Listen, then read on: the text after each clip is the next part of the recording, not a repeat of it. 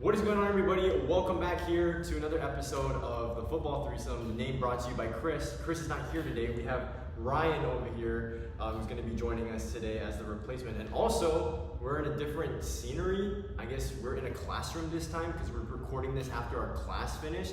And today, we're going to be talking about contenders and pretenders out of the batch of teams that are now 2-0 after 2 weeks of the NFL season. So, Dylan, I'll let you start off. The Buffalo Bills, contenders or pretenders? I think this team at the end of the day are contenders because of their quarterback, Josh Allen. In this league, if you have a quarterback as good as someone like Josh Allen, he will give you chances to win games every single time. And yes, he might have to put the team on his back a little more this season compared to other seasons, his previous seasons, but I still think this team is contenders. I think their defense is solid. I think they're a well-coached team, and like I said, they have a great quarterback leading the way on offense. So, yeah. Okay, right? Yeah, I mean, like you said, as long as you have a good quarterback, you're always going to be in the game. And Buffalo has proven that they can win time and time again. They haven't gotten over the hump, but that doesn't mean that they can't contend. Had a pretty solid draft, even though they traded back. But still expecting Keon Coleman. He was one of my favorite receivers, prospects in this past draft. And then James Cook has been pretty good too. We'll just have to see, I guess. Yeah, no, and honestly, bouncing off of that point, I think James Cook is pretty much the aside from Josh Allen, he is the X factor this year on the offensive side of the ball because they haven't had a consistent running game for as long as Josh Allen's been there. I think Josh Allen has been the leading rusher multiple times since he's been the starting quarterback of the team, and we saw James Cook talent on full display last Thursday against the Miami Dolphins. And they dominated that game not because of Josh Allen, but because of the run game. So if you can have an established run game as well as a quarterback as talented as Josh Allen, I think this team, even though we think they're deficient in talent, especially on the defensive side as well, they're proving that they can really go out there with any bunch. And like you said, Josh Allen has a huge part to do with that. Okay, I'll lead this one off. This is the Pittsburgh Steelers. Now, the Pittsburgh Steelers, shockingly, are 2-0. And unfortunately, both wins came against the Falcons and the Broncos, which Ryan is a Broncos fan. The Steelers, this is an interesting one because it's clear, and it's been like this for almost all of Mike Tomlin's time as head coach. Their defense is really what's carrying this team to the next level. And I just don't know how long that they can sustain that because I think it's only a matter of time before Justin Fields starts to have those hiccups like he has routinely in his career. You take him out of Chicago, but I don't think you can take Chicago out of Justin Fields at this point. He's been there a little bit too long. So I will say, this is most certainly a top 5, top 3 defensive unit in the league. But again, it is an offensive-driven league, and at some point you're going to have to put up points on the offensive side of the ball to keep up with these other competitive teams. And I just don't think that they can do it with Justin Fields or Russell Wilson at quarterback. So, Ryan, your thoughts? Yeah, if you're not carving up a Broncos defense, there might be something wrong there. And, even when I'm not sure if they said if Justin Fields is gonna still start when Russell Wilson comes back. He should. He should. No, I think it's already announced that. But Russell Wilson was the preseason starting quarterback for that team, so regardless, doesn't really matter who's at the helm. Like you said, you gotta put up points. And the Broncos defense is not the worst, I would say, but they're definitely not one of the best either. So if you're, putting up 13 points, you had 1 touchdown in the first quarter and never scored again. Yeah, if their defense can hold teams to 6 points every week, which they won't. So, yeah, they won't. But yeah. And again, take it from a Broncos fan, right, who the Steelers just played. You have to listen to him, so. Yeah, I think this team is pretenders as well. The 2 teams they played so far were a Falcons team who are still trying to figure out, this new regime that they're in, still trying to figure out the offense, and then a Broncos team that, starting a rookie QB, their offense is just not really moving the ball right now, and it's just not good. Yeah. And watching the Broncos, they have. Bo Nix has not been perfect by any means. I wouldn't say he's been great, but he hasn't been as bad as the stat line would show. 0 touchdowns, 4 interceptions is what it is. But his receivers don't get open. When they do get open, they drop the ball. And then Bo Nix, he's a little inconsistent with the reads. The play calling too. When your wide receiver 1 and 2 is Cortland Sutton and Josh Reynolds, that's. Which I was gonna say, Josh Reynolds is honestly becoming the most reliable target on that team, and that doesn't say really anything at all. No, it does say something. Okay, it says something in a negative way. And the Broncos' leading rusher through 2 weeks is Bo Nix. Yeah, who has like 50 rushing yards. Yeah. So the thing is I think we can all get around the fact that Pittsburgh probably will make the playoffs as they typically do. Yeah.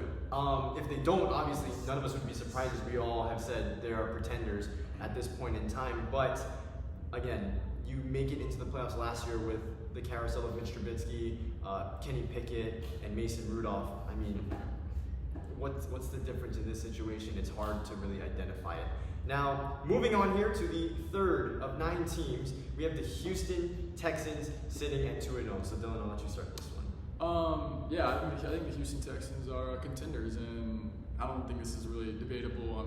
C.J. Stroud is getting even better, which is crazy to say. Their run game is going to be a lot better this year with Joe Mixon. He's proving that through 2 games, and they went and got Stephon Diggs, another weapon for C.J. Stroud. Nico Collins is solidifying himself as a true wide receiver 1, continuing it from last season. He is going to be a force in this league. And their defense is solid. They went out and got Kamari Lassiter in the draft. He got an interception on Sunday Night Football. So, there's not really a lot of holes in this team. And like I stated earlier, they have a franchise QB who they can rely on come playoff time, So, I think this is a scary team and that you should look out for come playoffs. Right. Yeah. Nico Collins, Stephon Diggs. We didn't even mention Tank Dell. Yep. This is a loaded offense. Dalton Schultz, Brevin Jordan, hopefully. But this offense is scary. Offense as a whole was down last year, and Texans still put up points. So I love the word QB. Defensively, I love Will Anderson. He was one of my favorite players in last year's draft class. He's a stud, certified stud. Derek Stingley's started out his career maybe a little slow, but he's starting to pick it up. This team is this team is good. And what's crazy is that it's a defensively built team under Nick Caserio and D'Amico Ryans, but really the offense gets a lot of the highlight. But when you look at every level of this defense, there is a playmaker, a high impact player, right? Will Anderson. We even talked about Danielle Hunter yet, who absolutely blew up Caleb Williams on Sunday Night Football. Aziz Al-Shaair is turning into one of the better linebackers in the game. Like you said, Lassiter, Stingley, and then even Jalen Petre. I think Jalen Petre doesn't get the recognition that he deserves too, but when you want to talk about a versatile guy who's just willing to just put his head down and just hit someone, absolutely lay the boom. That's Jalen Petre right there. So, everyone is moving in sync, everyone knows where they need to be, and everyone's moving really quickly, and that was evident. They had 7 sacks on Sunday Night Football. And, say what you want about Caleb Williams and that Bears offensive line, that is a rare occurrence to see a team rack up that many sacks. And typically you don't win games when you're scoring only 19 points. This is almost like a Steelers game right here, but hey, the good teams always find ways to win even when they can't get things going. And I think this game said a lot about the Houston Texans and their perseverance and what they're going to show out through the rest of the season. Now the next team, I think this one's going to be relatively quick.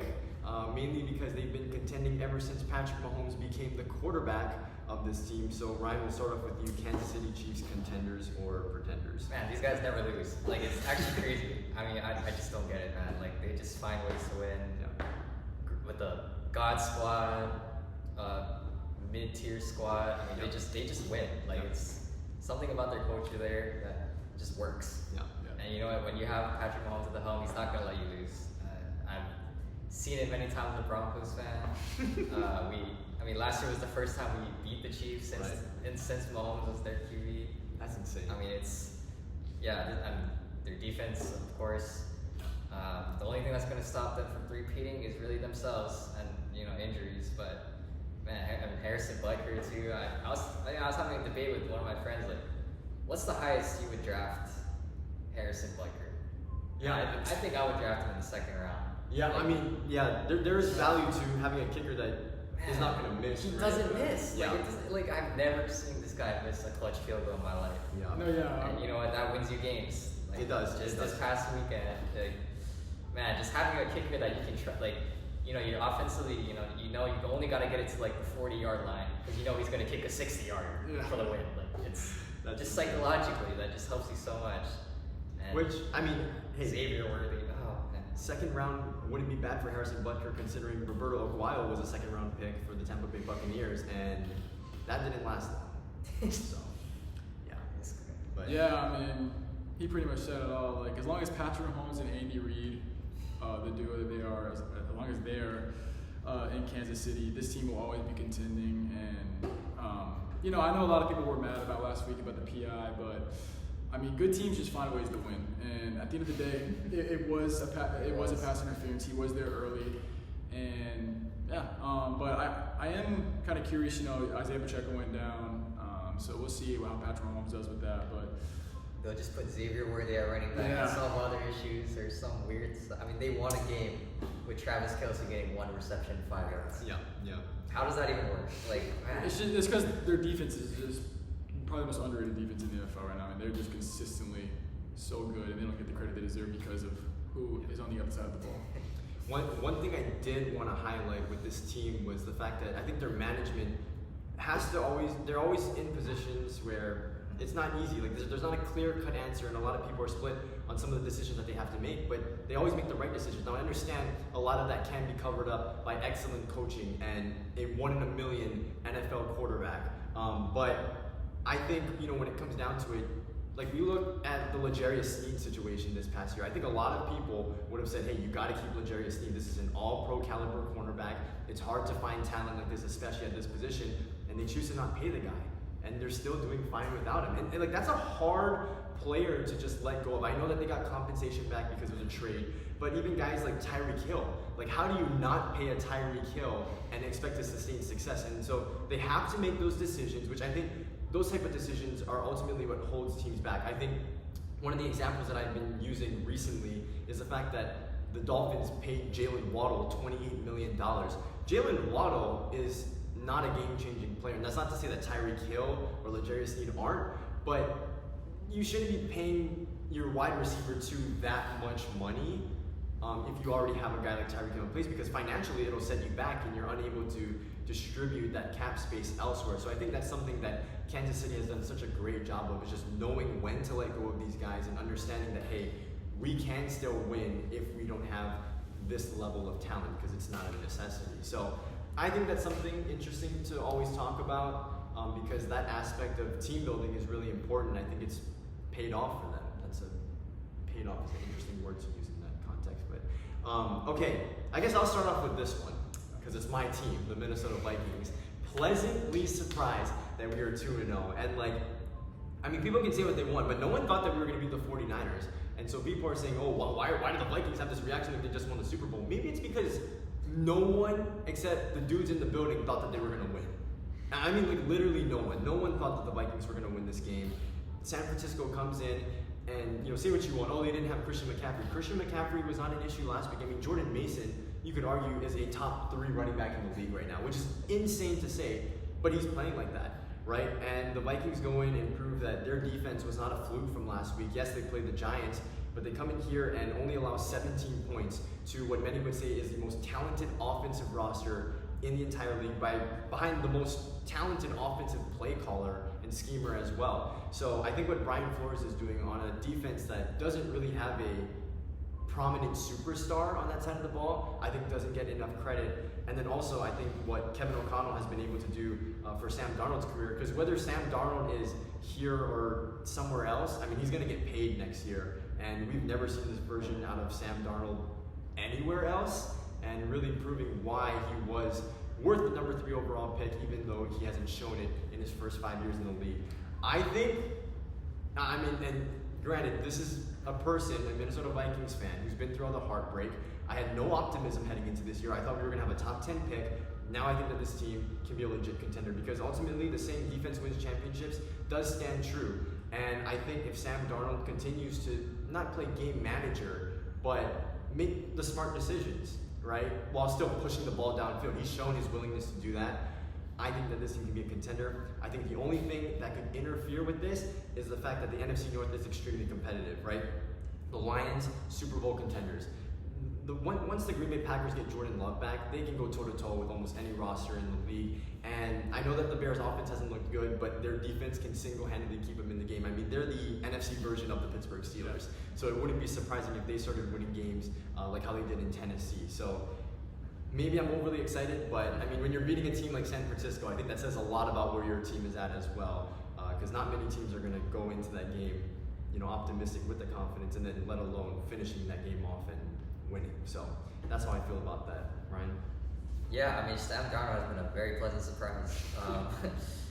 But at the same time, it helps when you have Justin Jefferson, in my opinion, the best receiver in football. Yeah, thank you. And thank you. If it's not your opinion, it's the wrong opinion. Yeah, thank you. I know I see a lot of people think Tyreek Hill or Yeah. whatever, but I think just Justin Jefferson is just unbelievable. I mean, this guy, doesn't matter what quarterback is out there, he's going to go out and get you 100 receiving yards every single week. It's just kind of ridiculous. Of course, that means they're going to be very reliant on health, but I mean, just like every other team. But yeah, this receiver corps, this offensive corps is very talented. That's pretty obvious.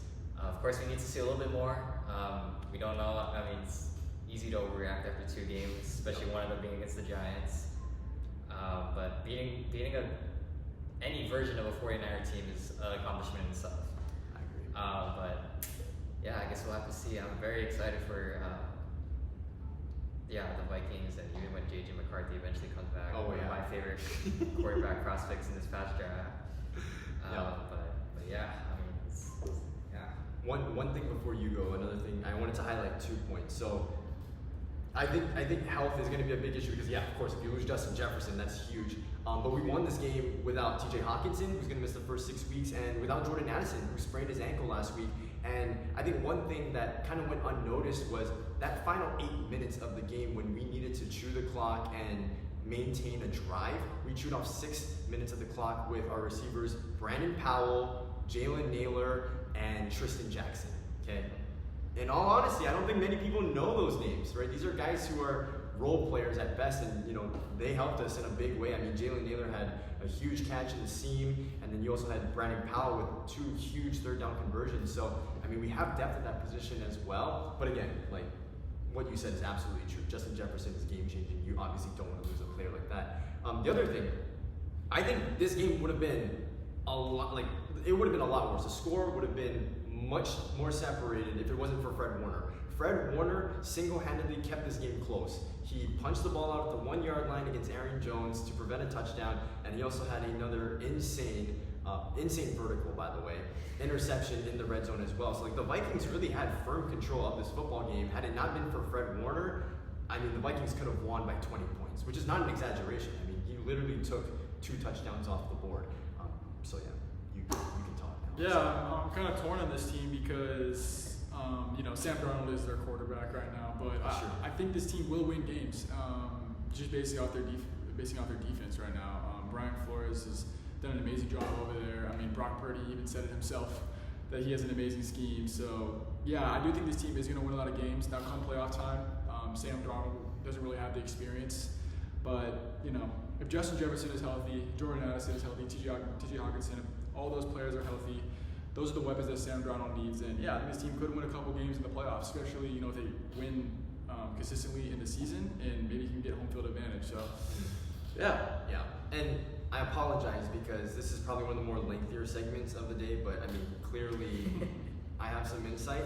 But I think the thing is too, because you bring up Sam Darnold, like I think Sam Darnold's not the reason why we're winning. I'm not trying to discredit what he's doing because yes, he is. I mean, he's a quarterback. Of course, he's going to play a significant role. But like because we don't have to rely on him to make these like crazy Patrick Mahomes type plays to win us games, like I think that says a lot. Because if it was in the hands of Sam Darnold that much, this is a different story. But the defense and the supporting cast that you guys have both mentioned is a huge reason why we're winning. Okay, moving on to the Los Angeles Chargers. I'll get this one started. This is a tough one. I really am on the fence, but I think that this team is going to be a contender because I think there were some other teams in this wild card mix that I said, hey, maybe they could be, and now after 2 weeks, I'm not feeling so confident. Let me give you some examples. Miami Dolphins, I thought that this team could have been a wild card team. Now you don't have Tua for a handful of weeks. The Jacksonville Jaguars, I thought they're a talented team, look really discombobulated. Cleveland Browns, I think the same thing. Ton of talent, but something's just not meshing. And then the Indianapolis Colts as well. How do you lose to Malik Willis in Green Bay? Unacceptable. And so I think that there is a route now for the Chargers to make a playoff race. I don't think they're going to win the division because Kansas City's in it, but I think simply off of the fact that this is a well-coached team right now that has really just turned around that entire defensive identity. I mean, their defense was bottom half of the league for almost all of Brandon Staley's tenure as the head coach, and immediately we're seeing some really good defensive play under Harbaugh. So I think as long as they stay disciplined to what they believe in, which is running the football, letting Justin Herbert air it out off of play action, and then just relying on the defense to make plays, possession after possession, I think that this could be a contending team. So I actually am convinced that the Chargers can be contenders despite me not having them in the playoff race prior to the year starting. Dylan, kick it to you. I think this team are pretenders. The two teams that they've played so far this season are okay teams. And yes, they did what they needed to do against them, but I just think it's going to be lack of experience when it comes to the playoffs. And I do think this is a team that could make the playoffs, but if they do, I don't really see them winning a game. I hate to be a hater, but yeah, I just think the team is pretty young right now. And on offense, I say they have one true playmaker in Justin Herbert, and yeah, he's the quarterback, so that's very important. But I just don't think they have a playmaker on offense that can really elevate. J.K. Dobbins has looked really good so far this season, so if he can keep that up, then he would be their playmaker. But I mean, we know he has injury history, so it's hard to assume that I think he's going to be here the whole season. But yeah, I just think lack of experience on this roster and lack of playmakers is probably going to hold this team back from, being true contenders. But I mean, would you say there's any playmakers on the offense right now? I mean, besides. Okay, Joe Alt is a playmaker, and that was an insane pick. We'll give him that. Yeah. Okay, hear me out. I think Quentin Johnson is kind of trending in the right direction. I'm not saying he's going to be a superstar, your solidified X receiver, but they're using him the right way now. I mean, last year they were just trying to throw it 15 yards down the field. That's not Quentin Johnson's game. I mean, we knew this. Really tall, physical receiver that couldn't catch a 50-50 ball, which is insane. But now they're getting it out to him in space, letting him do his magic, run after the catch. I think now that he has a team that's using him, or a coaching staff, I should say, that's using him correctly, I mean, he could turn into a serviceable enough wide receiver for what they're trying to do with that run game and stuff. But you're absolutely right. But that might be a stretch. Even like on defense, like Derwin James. Okay, here it's tough to say, but what I will say is that this is names. Yeah, Derwin James, Khalil Mack, Joey Bosa. But again, I think that this is just a really well-coached, disciplined team. Everyone is buying into what they're trying to teach. Everyone's in the right place at the right time. And that's what I think is ultimately going to propel them into at least the wild card. But yeah, I think they're at least probably a year or two away from being what we would call a true contender. Okay. I think they can push for a playoff spot, no doubt. Just because you got Justin Herbert behind at the helm, and with Jim Harbaugh. Yeah. It's like which Harbaugh? Yeah, Jim Harbaugh. He's proven that he can win anywhere. He finally got over the hump this past year. Granted, it's at college, but he's a proven winner. He's done it in the NFL before. Whether you want to debate if that was a long time ago, games change, whatever. But the bottom line is, he's proven that he can win. He's 2-0 to start the season, regardless of what teams they played against. But yeah, that's just like I said. You got names, but they gotta prove that they can sustain it for a whole season. Joel Alt was a fantastic pick. I mean, he's been lights out so far in the 2 games that they played so far. And you can say whatever you want about they should have drafted playmakers for Herbert or whatever, but you can never be mad at drafting an elite tackle. Yeah. So yeah, I think it's all going to depend on what kind of offseason they have to be true contenders. But yeah, they're trending in the right direction for sure after having a very bad year last year. Okay, so transitioning now to the Tampa Bay Buccaneers, and honestly, this has kind of been a surprising team, mainly because they just went into Detroit and I wouldn't say manhandled that team, but they got the win. That's huge. I mean, this is a team that a lot of people think are going to be Super Bowl contenders. So Dylan, I'll go to you first. What do you think, Tampa Bay? Yeah, I definitely think this team is contenders. Baker Mayfield has proved that he's having this resurgence career in Tampa Bay, and just proving that franchises like the Browns and the Panthers are just not good franchises to be a quarterback for, Yeah. especially the Panthers, that dumpster fire of a team. But Yeah. and you still had Mike Evans, who is consistently going to be a receiver you can throw up to and just trust that he's going to come down with the ball. Chris Godwin has been very good. Rashad White is proving to be a really good running back in this league, and I mean, even the defense is really solid. Like, I definitely think this is a team that probably will win the division. And yeah, I mean, I don't have really anything like out of the normal to say with this team. They're well coached right now, and they're having really good quarterback play from a quarterback that struggled to start off his career, and he's looking to get things in the right direction, and he's doing that. So Yeah, right. Yeah, I mean, Baker Mayfield had a great season last year, and so far he's having another good one, so it's probably not a fluke. And as long as you have good quarterback play, you're always going to be in the game at least. And yeah, Mike Evans, he's going to get 1,000 yards every year. Yep. Chris Godwin, as long as he stays healthy, is a great wide receiver too. And yeah, defense across the whole NFL has just been great the last 2 years, honestly. Yeah. So if you can get something out of that offense, which statistically Baker Mayfield has been great. They just got to be able to put up points. I mean, they put up 20 points. Yeah. 20 points last week. Of course, you're gonna want to score more than that, but I mean, hey, you win the game against a good Lions team, can't be mad. Yeah. In Detroit too. In Detroit. Yeah. In Detroit.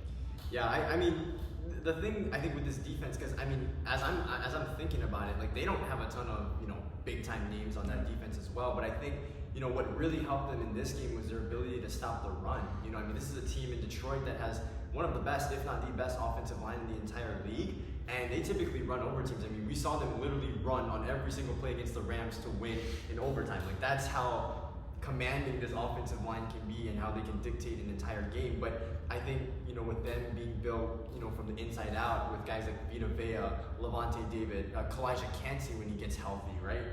I mean, I think that's going to help them a long way, because I think their secondary with Antoine Winfield Jr. is good enough where if you can eliminate that run game, you can see how difficult that back end can make it for a team who likes to push the ball downfield. So I think that's where the game kind of got out of hand too for the Lions, where they were just kind of in a panic mode. It was like, okay, we can't run the ball. Let's see if we can get our playmakers the ball. Granted, Amon-Ra racked up some receptions and some yards, but they didn't find the end zone very often at all. So again, and like you guys said, Baker Mayfield, I think he's found his spot really, and that contract extension that they gave him is honestly looking like a bargain now. I mean, he's playing really well, and you guys both brought up Mike Evans, but I wanted to highlight Chris Godwin. I think Chris Godwin has been phenomenal these first 2 weeks, scoring a touchdown on both occasions as well. But I mean, he's really benefiting off of having Mike Evans on the other side, and that's exactly what you have to ask for. The talent has always been there for Baker Mayfield. Yeah. I mean, he's got one of the most beautiful spirals. Yeah. He can launch that thing. I mean, he can throw probably like 80 yards. I mean, I've seen him throw like 70 yards in a game. Yeah. I mean, the talent has always been there. He can extend plays when he needs to. It's just a matter of putting it all together, and it looks like he's finally done it. So. And I didn't make it clear. I do think that this team is a contending team, and it could be a little biased because I didn't have them as the NFC South Division champions prior to the season starting. Sorry, but I mean, I do think that this team is really good, and Baker Mayfield, I think, at least statistically, is starting off better than he was even last year. And last year he was a pretty solid quarterback, to say the least. Now, moving on to another NFC South team, I think this team, at least in my opinion, has been one of the biggest surprises of the entire NFL because, I mean, Derek Carr went from being, this guy's getting overpaid, he's replaceable, to you could debate the best quarterback in the league right now, at least statistically, which is ridiculous to say because I don't think we've said that about Derek Carr since probably 2016, 2017. A lot has happened from that time and now, so his resurgence is very surprising to me. New Orleans, this is an interesting one because Carolina's defense is not good. I mean, the whole team is not good, and the Dallas defense is not good either. I mean, there's a lot of talent on there, but I think the coaching staff is really the big thing that's holding Dallas back at this point, offensively and defensively. And I think it's only a matter of time before this fire that they have in their hands right now fizzles out. Because I think there's this thing where if teams start off too hot, it kind of catches up to them after a certain amount of time, and I think that's what's happening with the Saints right now. But I'm going to give the credit where it's due. I think Derek Carr is doing a fantastic job operating this offense. I mean, they scored in their first 15 drives, they said, or something like that. Rashid Shaheed is turning into a real deep threat, which we all knew he had the potential to do with his game-breaking speed. And Alvin Kamara, I mean, hey, again, everyone says, 27 years old, don't pay the running back. That's where they're going to hit their regression. Every guy is different. They're at a different stage of their career in terms of how many carries they've had, how many snaps that they've had in total. And Alvin Kamara, I mean, there's clearly not a dip in production at all from him. And honestly, he's having a better season than he did last year. So, I wouldn't be so firm on the ideas where, every running back they hit this age, they're a no-go. And there's a lot of examples of running backs in the league. I think Aaron Jones is another good one. I think James Conner, Raheem Mostert. We can go on. But point is that Alvin Kamara is still a real playmaker for this team. They haven't really gotten Chris Olave as involved as I thought they would, which is still insane to think. But again, this is a Saints team that I didn't feel was that talented. And honestly, I'm going to be stubborn, and I'm going to stick to my take. I thought that this was going to be a bottom 3 team in the league this year, and I think that, like I said, this fire that they have right now is ultimately going to burn out, and I don't think that they're going to make a playoff push. So I think that the Saints are pretenders. I also think that they are pretenders as of right now. Now, if they can manhandle the Eagles this week, then I'll be like, okay, maybe this is legit. But like Brandon said, the first week they played a barely even NFL team, Carolina Panthers.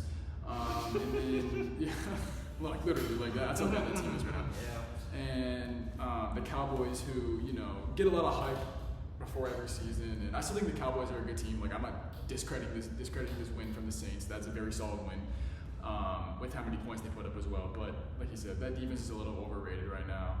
They lost Dan Quinn, so I'm going to look ahead to that Eagles game, and if they can manhandle that Eagles team or just beat them, then I'll go, okay, maybe this team is legit, they'll have a 3-0 start.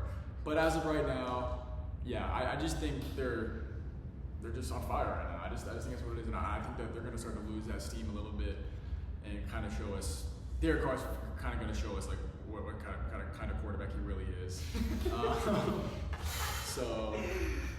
Because I think the only person in this world that thought that Derek Carr was going to have a 7th season was Joey. Shout out Joey. Yeah. He'll probably watch this video. Yeah, he watches every video.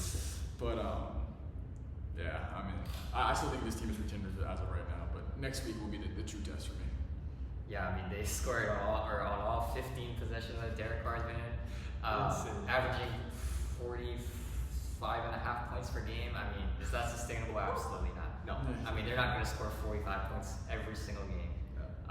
But I'm in minority. I think Derek Carr is like a solid quarterback. He's not like a top 5, top 10 guy. But in his peak with the Raiders, I thought he was pretty close to top 10, arguably top 10. He got some of those bad Raiders teams on rosters to winning 8-9 games every year. They had no business winning almost 10 games every year. I think it's because of Derek Carr and his quarterback play. Maybe it was a little bit of a down last 2 years that he's been playing, but it looks like he's back. He's been playing great so far. Is he going to score on all 15 possessions? Absolutely not. But can he throw 4,000 plus yards? I think so. He's got the weapons to do it. He's done it before. He's done it before multiple times, actually. He's done it 1, 2, 3, 4. He's done it 4 times, including a 100-yard season. That's ridiculous. Right. Yeah. But I think the Saints can definitely playoff contend. The NFC South is a little bit on the weaker side, I would say, and But are they Super Bowl contenders? Yeah, that's probably not in the cards. They can definitely push for a playoff spot, though. I think this team is easily going to win around 10 games for sure. But yeah, the Super Bowl contention is going to be if they can keep this play up, which they probably won't. So yeah.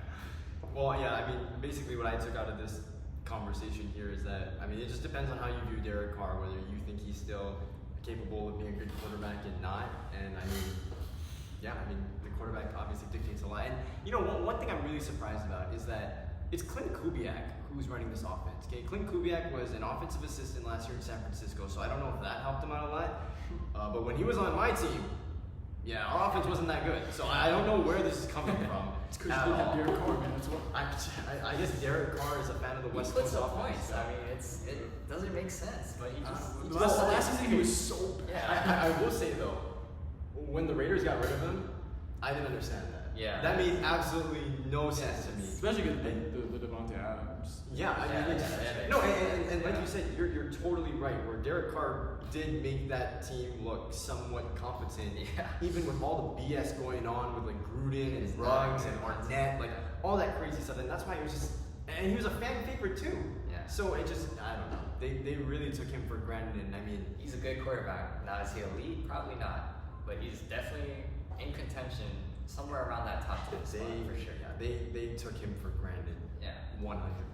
Okay, the final team, 9 teams again, who are 2-0 at this moment in time as we are recording here on Tuesday. The Seattle Seahawks, they're 2-0. Now, it's an interesting one because Broncos obviously are having their struggles early on in the year with Bo Nix. They're not super high in the offensive production. And then you have Jacoby Brissett, who's the quarterback of the New England Patriots. You could argue is probably quarterback 32 of 30. Whoa, that's insane because Bryce Young exists. But what I'm trying to say is that Jacoby Brissett is not your typical or ideal starting quarterback. For me, I think that this team is a contender, and I think coaching, again, is the biggest factor in my decision in calling them a contender. I don't think Super Bowl contender. I do think playoff contender. That's kind of what I've been basing it off of this entire time. Your interpretation of it, however you want to view the contender-pretender labels. But I do think that this team can sneak in. I think Mike McDonald already has proven that his scheme is just dominant.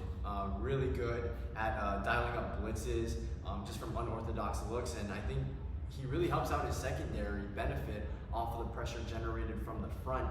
And this is a front seven that really doesn't have a ton of household names. You have Leonard Williams. It's tough to name high-end players. Like, yeah, Boye Mafe is going to make plays here and there. Imagine they still had Darrell Taylor, who's actually doing good for the Bears now, but that's besides the point. I think this team hasn't really hit its stride yet, and that's understandable considering that Ryan Grubb is in his first year as the offensive coordinator there for the team. But I think that things will eventually pick up. I do think Geno Smith is probably one of the more underrated quarterbacks in the league, but as long as they have an offense that does enough, almost like they're like a little bit better version of the Pittsburgh Steelers because they do have a quarterback that can command the offense. I think that this team could be a 6-7 seed. I think that they're contenders. I'm gonna be the bad guy and say that they are pretenders as of right now. They played the Broncos and the Patriots, and the Patriots have been better than what we assumed. But they still took them into overtime to beat them. And sorry again, man, but the Broncos are the Broncos right now. They're starting Bo Nix as their quarterback. So I know. I'm not really fully sold on this team yet. And I'm not saying that the team is bad. I'm just I gotta say if they're contenders or pretenders, and I don't really think that they're contending right now for a Super Bowl. Do I think that they can make a playoff spot? Yeah, I think that they can make a playoff spot. With the roster they have a plethora of weapons on the opposite side of the ball. Kenneth Walker, JSN, DK Metcalf, Tyler Lockett, one of the most consistent receivers to play the game right now. So they've just brought in Mike McDonald. He's obviously making that defense a lot better. So I do think this team will win games, but at the end of the day, do I think that they're gonna contend for a Super Bowl? No. Yeah, I want to say this team is pretenders just because, I don't like them at all. That's obvious. But the bottom line is, the roster on paper may not look good. It hasn't looked good the last couple years since Russell Wilson departed, even his last year there. But they just win games. Like, I mean, that's just the bottom line. They just find ways to win games. And, you know, last 2 years they went 9-8 with the roster that probably should not have won 9 games. Geno Smith is decent. I mean, yeah, that first year was pretty elite. Last year took a little bit of a step back, but he's probably somewhere in the middle of that. For sure. Offensively, yeah, you got playmakers all over the place. Got DK, Tyler Lockett, Kenneth Walker, of course. Defensive, I like the Byron Murphy pick in the first round last year. Yeah. That was a good pick. How much can you rely on a rookie though? We'll see about that one. But yeah, I mean, they're gonna. I mean, the bottom line is they're gonna win games because they always do. Will they be Super Bowl contenders? Probably not. But they can definitely contend for a playoff spot for sure. And you know, I think one more thing before we close this thing off. I do want to continue to reiterate, you know, how important Mike McDonald's going to be to this team. I mean, look at the Ravens. The Ravens without him on defense, yes, it's a talented defensive team. They gave up 26 points to Gardner Minshew and the Raiders in their home stadium. And think about, I mean, don't get me wrong, Kansas City's offense is good, so you can't really expect a high performance out of your defensive unit against that squad. But in the AFC Championship, I mean, I've never seen the Chiefs, you know, have such difficulty moving the ball as they did in that game. And I think, like, again, I'm going to mention this again as I did before. The defensive line sets the tone for this scheme, and their secondary always benefits off it. I mean, look at the year that Kyle Hamilton had last year. I'm not saying Kyle Hamilton is only good because of the scheme, but they really got everything out of him that they possibly could. And look at this year. Reek Woolen seems to always be in the right spot. Julian Love looks like he's always in the right spot. Like, this scheme's going to do a lot. And we have them at 2-0 here, and granted, they did play against not so great teams.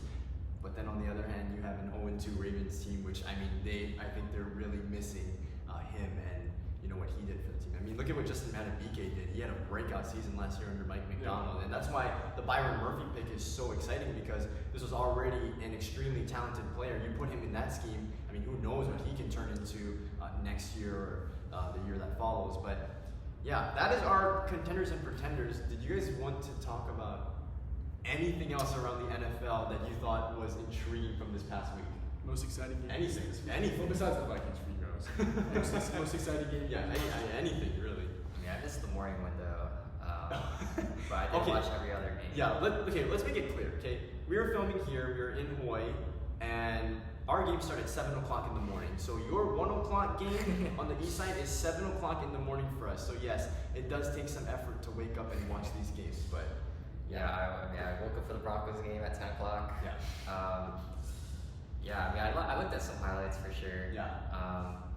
But yeah, I mean, it looked like just another good week of football for Yeah. sure. Oh yeah, definitely. I think week 2 really just reinforced the narrative that any given Sunday, like, you don't know who's gonna win, Yeah. and like there were more upsets than I can even remember off the top of my head. Where That's it's like the Ravens 0-2, the Bengals 0-2. right, those are shockers, honestly, because that's a division now that people are saying, oh, AFC North is the best. I mean, I never thought it was biased. I thought my division was the best division in football heading into this season, Yeah. but I mean, you know what? I think the NFC West is looking really good this year too. yeah. I mean, Oh yeah, the Cardinals. the Cardinals were Yes. unbelievable, man. Yes. They were the other 10 o'clock game for us. Ooh, Marvin Harrison, man. Yeah. He's a stud. I mean, we all knew that.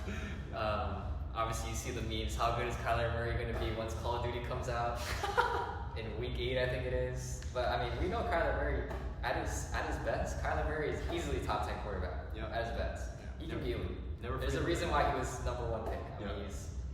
I mean, you give him some playmakers like Marvin Harrison. Oh man, it's Trey McBride. It's like James Conner is just so consistent too. just solid. It's just so I mean, I think Marvin Harrison can sustain that level of success. Yeah. He was unbelievable last week, and the catches that he was making is something that we've seen the last 3 years at Ohio State. Not shocking at all. Yeah. I mean, he's a stud. It's very positive, because I mean, I'm sure he heard all the criticism after week 1. I'm sure he could have just been nervous for his first NFL game. And I also feel like Kyler didn't really throw to him as much as like He didn't. as much as like you would think that Yeah. a number what was it? He just remembered. Oh right, I got the best. What's his receiver. name again? One. No, Kyler no, Murray? No, not Oh, Marvin Harrison. you mean targets? Yeah, Marvin Harrison was like 4. 4, yeah. I mean, Yeah. how many targets a number 4 overall pick should get? You know. Yeah, he's 4. Yeah. Same with the rookie receiver. First Malik non-quarterback. Neighbors had a great week again. He dropped yeah. that. He dropped that crucial 4th down. But I mean, if their kicker, didn't get hurt, they shouldn't have been having to, go for all those 4th downs, those 2-point conversions. So. You know what that's called? That's called destiny. That's just called destiny. Yeah. Like, everyone in that Giants organization is gonna get fired. And like that's just fate. Like Graham Gano getting hurt is fate. Like that honestly could have been one of the best things to happen for that organization. Because look, don't get me wrong. I think Brian Daboll is a fantastic offensive coordinator, but his time as head coach has been, underwhelming would be an understatement. And then Joe Shane. I don't know what the direction of that general management really is, but Daniel Jones certainly wasn't the solution. I think there's a clear 3 worst teams in the league. I think it's my Broncos, the Giants, and the Panthers. Oh, you were putting your team in the I conversation don't think already? they're very Oh, good. man. I mean, depending on where you rank the Titans too. I want to say something right now, like as for the Rams, like I know you have Stafford, but these next couple weeks are going to be pretty rough Oh yeah. because yeah. of all the injuries that they've already sustained. So I could definitely see the Rams like starting off pretty bad. Yeah. Oh, it's going to be interesting because you're going It'll to level see. out. Yeah. The Rams will eventually win some games. Oh, especially yeah. against- Once Nakua and Cup come back, they'll be fine. I'm just talking like these first couple weeks. That for it sure, could be pretty slow. I am excited though to see like who is that next receiver that they're going to start to highlight in that offense because I think Demarcus Robinson is having, well, I wouldn't say a career resurgence, but he's turning into a serviceable guy again, more than just a practice squad player. I think Jordan Whittington, they've tried to give him a couple of screens, but he was really good during his time at Texas. I thought he was a really solid receiver, overshadowed by guys like Xavier Worthy and Adonai Mitchell. And then you even have Tyler Johnson, who had a huge game in that Detroit game that really turned things around for them. So they have guys out there that can make plays, and I'm not expecting any of them to have a Puka Nakua type breakout season, but at least these are guys where you feel somewhat confident in their ability to help you move the football. So. And losing one of the greatest defensive players ever. In that's a huge blow. I don't think the Rams are playoff contenders by any means. No. It's just, the roster on paper is good. It's just they got to the injury bug, which it just happens sometimes. To be a successful team, you got to stay healthy. Yeah. And defensively, obviously, losing a guy like Aaron Donald, you can't. There's no way you can replace it unless you just somehow find some guy that's just somehow the greatest of all time. Aaron Donald, night in and night out, just one of the most unbelievable guys. It's not even an over exaggeration to say he's like arguably the greatest ever. Oh, yeah. He literally is a one of one. You have great defensive tackles. You have Alan Page, who won an MVP back in the '60s. You have Warren Sapp. But this is just. We've never seen anyone pass rush from the interior like Aaron Donald does. And if you thought Jared Verse was going to come in and kind of be that replacement, you're dead wrong because dude's really talented. Oh no, you're good. Dude's really talented, but he's a project player. Yeah. So you guys didn't see, we're in a classroom right now. We gotta book it because the dude was about to lock the door, and I don't know if we're supposed to be in here or not. But that is our episode here. You know what? Should I just be? No. You know what? I have to cut out the other part of the video anyway. We'll see you guys later. Peace. Peace. Peace.